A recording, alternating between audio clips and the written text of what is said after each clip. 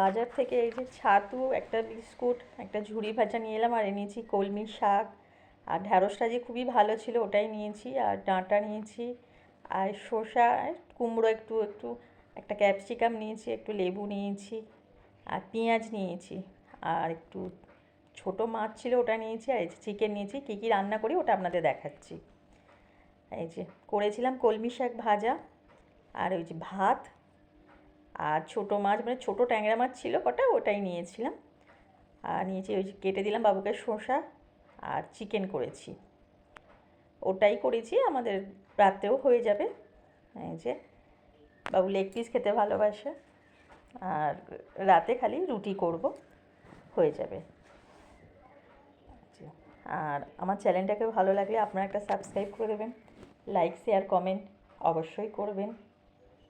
তা এখনকার মতন রাখছি, টাটা।